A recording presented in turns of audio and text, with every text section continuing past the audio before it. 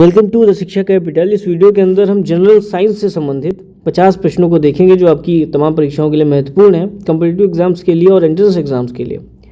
तो पहला प्रश्न है कि पानी का रासायनिक सूत्र क्या है। तो H2O इसका रासायनिक सूत्र है पानी का, वाटर का, आप सभी को पता है। अगला प्रश्न है कि पौधे वायुमंडल से किस गैस को अवशोषित करते हैं। तो कार्बन डाइऑक्साइड को करते हैं, यानी कि CO2। पौधे वायुमंडल से किस गैस को अवशोषित करते हैं? CO2 को करते हैं। जीवन की सबसे छोटी इकाई क्या है?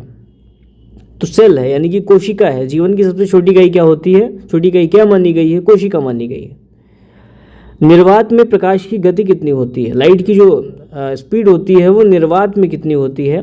तो लगभग 3 × 10⁸ मीटर प्रति सेकेंड ये इसकी स्पीड होती है, गति होती है, आपको ध्यान रखना है। निर्वात में प्रकाश की गति लगभग 3 × 10⁸ मीटर प्रति सेकेंड होती है। प्रश्न है कि सापेक्षता का सिद्धांत किसने विकसित किया। तो आप सभी को पता है सापेक्षता का सिद्धांत अल्बर्ट आइंस्टीन का बहुत ही पॉपुलर सिद्धांत है। सापेक्षता का सिद्धांत किसने विकसित किया? तो आइंस्टीन ने डेवलप किया, ये आपको ध्यान रखना है। प्रश्न है कि सोने का रासायनिक प्रतीक क्या है? सोने यानी कि गोल्ड, इसका रासायनिक प्रतीक क्या है, ये पूछा गया है। तो AU है, ये आपको ध्यान रखना है। क्या है? AU। मानव शरीर में रक्त पंप करने वाला अंग कौन सा है? तो हार्ट है, हृदय है। मानव शरीर में रक्त पंप करने वाला अंग कौन सा है? तो हार्ट है, हृदय है।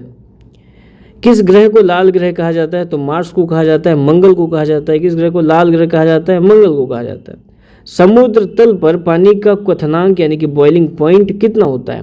तो समुद्र तल पर पानी का क्वथनांक यानी कि बॉइलिंग पॉइंट 100 डिग्री सेल्सियस होता है, ये आपको ध्यान रखना है। कितना होता है? 100 डिग्री सेल्सियस।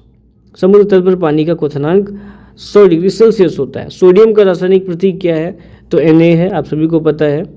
Na क्या है? सोडियम का रासायनिक प्रतीक। मानव शरीर में संतुलन किस भाग द्वारा नियंत्रित होता है?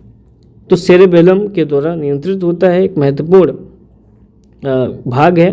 तो मानव शरीर में संतुलन किस भाग द्वारा नियंत्रित होता है? तो सेरेबेलम के द्वारा कंट्रोल होता है। पौधे अपना भोजन किस प्रक्रिया, किस प्रोसेस के तहत बनाते हैं, ये पूछा गया है।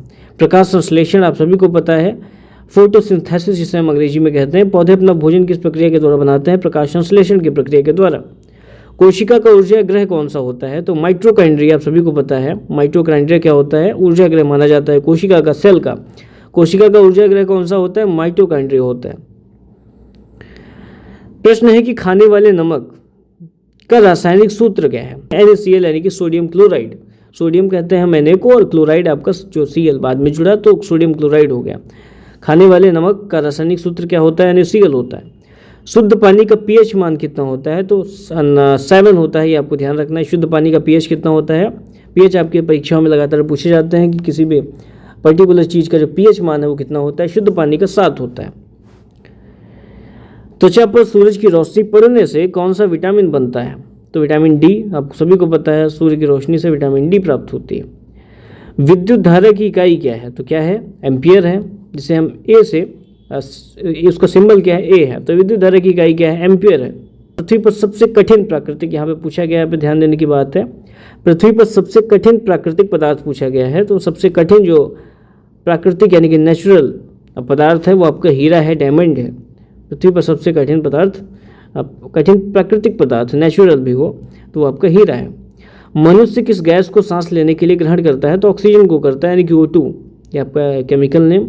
मनुष्य किस गैस को सांस लेने के लिए ग्रहण करता है? O2 को करता है, ऑक्सीजन को करता है। किस प्रकार का रासायनिक बंधन इलेक्ट्रॉन साझा करने में शामिल होता है? तो सहसंयोजक बंधन, जिसे हम कहते हैं कोवलेंट बॉन्ड। किस प्रकार का रासायनिक बंधन इलेक्ट्रॉन साझा करने में शामिल होता है? सहसंयोजक बंधन। अगला प्रश्न है कि आधुनिक भौतिकी के जनक किसे कहा जाता है? आधुनिक भौतिकी का जनक, फादर, किसे कहा जाता है? तो वो गैलीली को कहा जाता है। इनका नाम आपको ध्यान रखना है, गैलीलियो गैलीली इनका नाम है। लोहा का रासायनिक प्रतीक क्या है? तो Fe है, F और E, ये आपको ध्यान रखना है। लोहा का, आयरन का रासायनिक प्रतीक Fe है। लाल रक्त कोशिकाओं, जिसे हम RBC कहते हैं, जिसे हम रेड ब्लड सेल्स कहते हैं अंग्रेजी में, का मुख्य कार्य क्या है? तो ऑक्सीजन का परिवहन, ये लाल रक्त कोशिकाओं का मुख्य काम है, ऑक्सीजन का परिवहन। किसी तत्व की सबसे छोटी इकाई क्या कहलाती है? तो परमाणु कहलाती है। आप सभी को पता है, इसे हम अंग्रेजी में एटम कहते हैं। किसी तत्व की सबसे छोटी इकाई, सबसे छोटी यूनिट क्या कहलाती है? परमाणु कहलाती है। मानव शरीर में विषाक्त पदार्थों को निष्क्रिय करने वाला अंग कौन सा है? तो लीवर है, यानी कि यकृत जिसे हम कहते हैं। पृथ्वी के लिए प्राथमिक ऊर्जा स्रोत क्या है? पृथ्वी के लिए प्राथमिक ऊर्जा सोर्स क्या है, ये पूछा गया है। तो सूर्य है, यानी कि सन है। पृथ्वी के लिए प्राथमिक ऊर्जा स्रोत क्या है? सन है। बल की इकाई क्या है, यानी फोर्स की इकाई क्या है? न्यूटन है, यानी कि एन। बल की इकाई क्या है? एन है। पोटेशियम का रासायनिक प्रतीक क्या है? पोटेशियम का रासायनिक प्रतीक के है। सूर्य के सबसे निकट ग्रह कौन सा है? तो बुध है। आप सभी को पता है, इसे हम अंग्रेजी में मरकरी कहते हैं। सूर्य के सबसे निकट जो ग्रह है वो मरकरी है। सफ़ेद प्रकाश को विभिन्न रंगों में विभाजित करने की प्रक्रिया को हम क्या कहते हैं? तो विखंडन कहते हैं, डिस्पर्शन कहते हैं।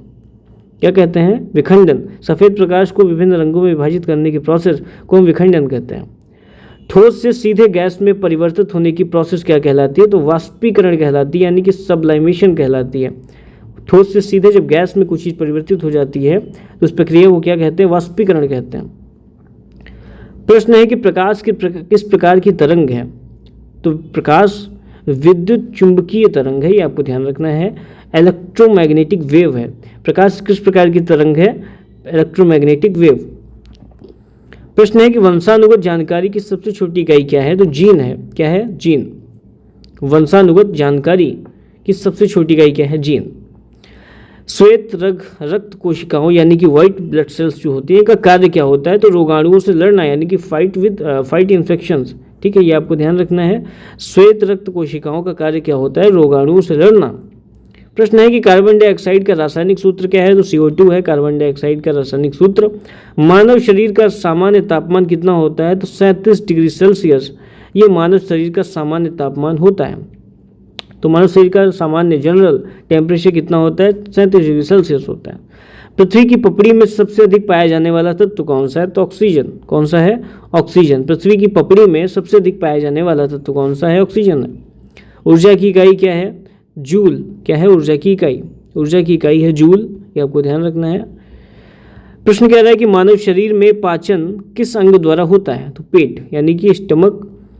मानव शरीर में पाचन किस अंग द्वारा होता है? पेट के द्वारा। नाइट्रोजन का क्वथनांक यानी कि बॉइलिंग पॉइंट कितना होता है? तो -196 डिग्री सेल्सियस। नाइट्रोजन का क्वथनांक कितना होता है? -196 डिग्री सेल्सियस। मानव शरीर में अग्नाशय यानी जिसे हम अंग्रेजी में पेनक्रियास कहते हैं, का कार्य क्या होता है? का वर्क क्या होता है? मानव शरीर में अग्नाशय का कार्य क्या होता है? तो इंसुलिन बनाकर रक्त शर्करा नियंत्रित करना, मेंटेन करना। तो मानव शरीर में अग्नाशय का, पेनक्रियास का कार्य होता है इंसुलिन बनाकर रक्त शर्करा को नियंत्रित करना, मेंटेन करना। आगे प्रश्न है कि भोजन में संग्रहित ऊर्जा को क्या कहते हैं? तो रासायनिक ऊर्जा कहते हैं, यानी कि केमिकल एनर्जी कहते हैं। भोजन में संग्रहित ऊर्जा को क्या कहते हैं? Chemical energy. मानव शरीर का सबसे बड़ा अंग कौन सा है? त्वचा है। ग्लूकोज का रासायनिक सूत्र क्या है? तो C6H12O6, ये ग्लूकोज का केमिकल सूत्र है, आपको ध्यान रखना है। अगला प्रश्न कह रहा है कि परमाणु किससे बना होता है? प्रोटॉन, न्यूट्रॉन और इलेक्ट्रॉन से परमाणु निर्मित होता है, आपको ध्यान रखना है। दाब की मानक इकाई क्या है? तो पास्कल है, जिसे हम रिप्रेजेंट करते हैं PA से। दाब की मानक इकाई क्या है? पास्कल। द्रव्यमान की मीट्रिक प्रणाली में बुनियादी इकाई है kg। कौन सा विटामिन रक्त के थक्के बनने में मदद करता है? तो विटामिन K। कौन सा है? Vitamin K। कौन सा विटामिन रक्त के थक्के बनने में मदद करता है? Vitamin K।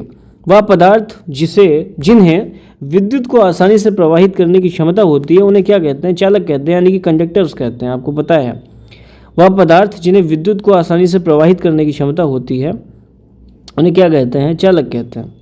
पानी का ठंडा होने पर जमने का तापमान यानी कि फ्रीजिंग पॉइंट कितना होता है? तो आपका 0 डिग्री सेल्सियस होता है।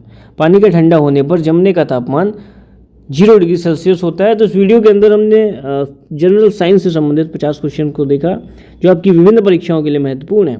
फिर मिलते हैं अगली वीडियो में, तब तक के लिए जय हिंद।